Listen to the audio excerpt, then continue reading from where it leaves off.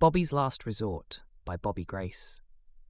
What the fuck, Bobby? Are you running some kind of stop on the Underground Railroad for hapless river maidens? Nadine said to me through the phone when we had finally connected. What could I say? I was beginning to wonder myself.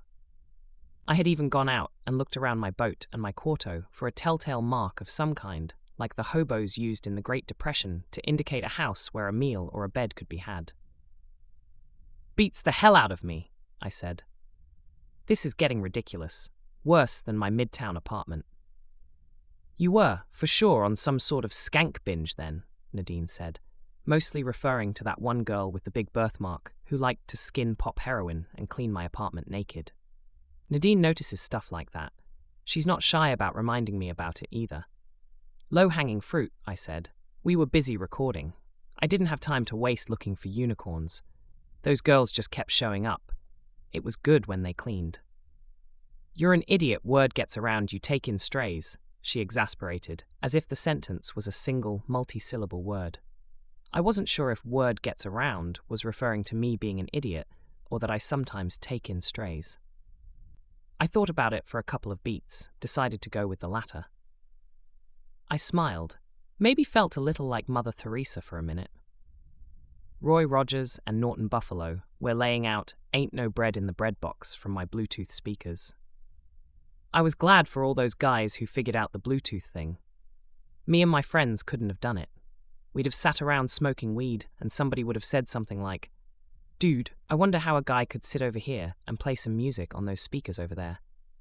"Speaker wire?" somebody would ask. "No," somebody would say. "Yeah," somebody else would agree. "Yeah, speaker wire or no speaker wire," somebody would try to clarify. "Yeah, no speaker wire."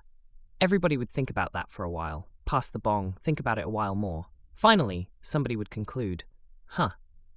Need some kind of magic, probably." "Uh-huh. Whoa. Probably." Yeah, everybody would nod like MIT engineers developing a levitation device, then go on about their day, maybe looking for some kind of magic, maybe not. "So," Nadine said. "So I was just hanging around in the hammock, minding my own business," I said. Music grooving, thinking about how different being out for a snack or out for a drink is from being out for justice. "I swear, Bobby, you gotta get out of that jungle," Nadine interjected. And the girl who cleaned my quarto a couple of times a month rolls up in her Kyuko needing a place to stay. "Like I didn't see that coming," Nadine said. Nadine's got a cynical side. "Purely platonic. Strange but platonic," I said.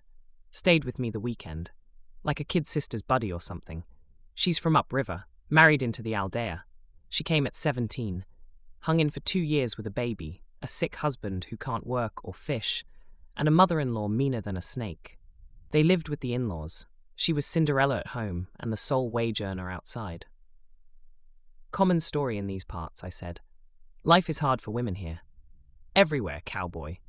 Remember, I had to do what you did wearing high heels and makeup.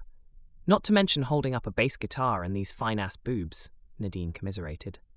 That didn't seem quite the same to me, but I kept quiet and thought about Nadine's fine-ass boobs for a few beats. Smiled, thought about them a few more.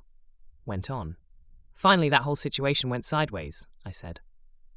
"Husband threw her out. Family stole the baby.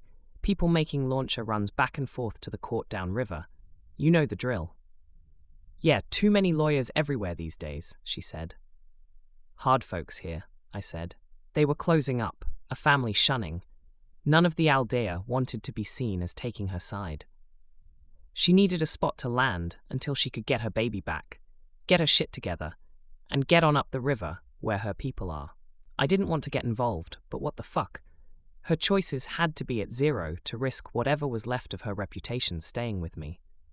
"Huh, Bobby's Last Resort," Nadine said. "Yeah, sounds about right." So I said, "Okay, I mean, what the hell is a guy supposed to do?" I went to the padrone in this situation, told him my plight, laid out my intended action, talked it over, sorted it out, I said.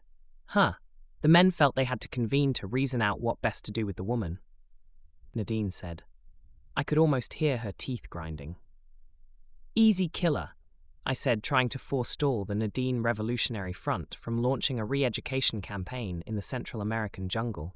"Women seem to do as they will most everywhere I've been. Men need to get together sometimes simply to figure out what the men should do meanwhile.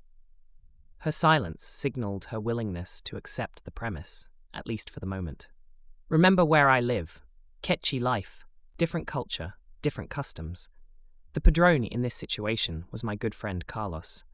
I went to speak with him out of respect. Told him I had to do what my gods said was right. The girl did not come to me as puta. She came to me as a friend. I wanted no hand in the family's affair. The outcome was between the family and the girl only. I wanted nothing to do with that, but the girl was my guest, and that while she was staying with me, my quarto was a safe zone. There was to be no violence. I knew he'd be pissed.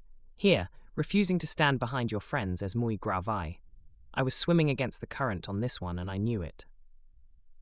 Jesus, Bobby, Nadine said.